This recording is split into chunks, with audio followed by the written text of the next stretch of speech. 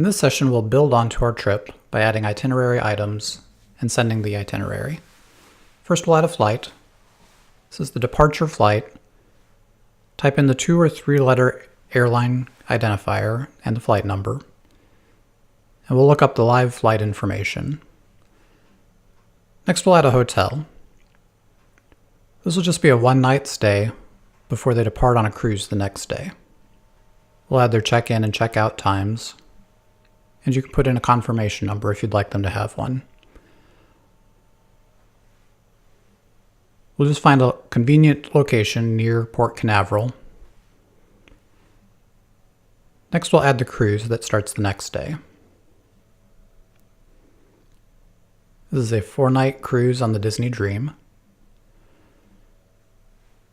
If you have the room category information, you can add it here and optionally add a room number as well.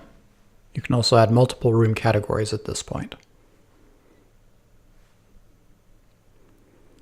Next, we'll add a transfer after they return from the cruise to get back to Orlando.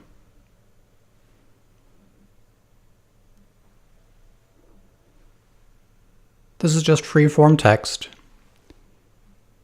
If it's transfer type that you use frequently, you can create it in the Trip Activities menu on the left so that it's easy to reuse multiple times. Next, we'll add their Disney resort,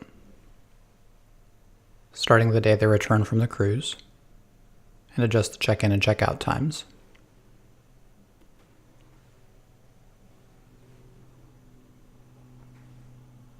We're booking a room at the Disney Animal Kingdom Lodge. And again, you can add a room category if you have that information. We'll choose the resort as the primary item for this trip. You can only choose one primary item per trip. It could be the cruise. In this case, we'll make it the resort.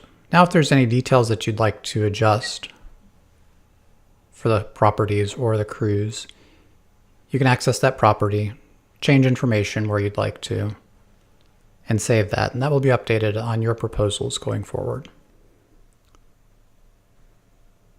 We'll also add their Disney tickets.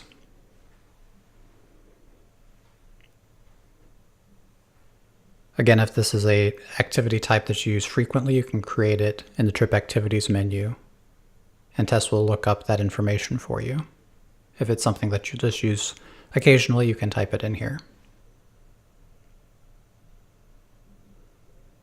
And we'll also add a dining reservation. Like the other activity types, you can store frequently used items in the Trip Activities menu. Now we'll save it and go to the Communication tab. Here we'll choose the Itinerary Detail template type.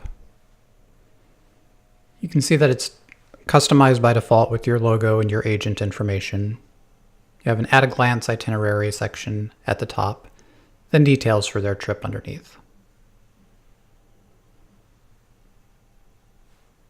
Any details that you've adjusted will show up here for their properties or cruises, and you can see all the detail that's been pulled in for those destinations.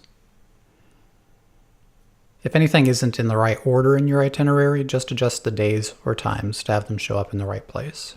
You can create a PDF of this itinerary by clicking the Export to PDF button. This can be printed or included in a package for your clients.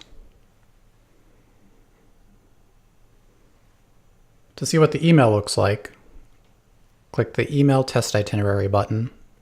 That will send a copy of the itinerary to you. And when you're ready to send it to your client, just click Email Itinerary. And you can see a history of all the items that have been sent to your clients below, and export those to PDF as well.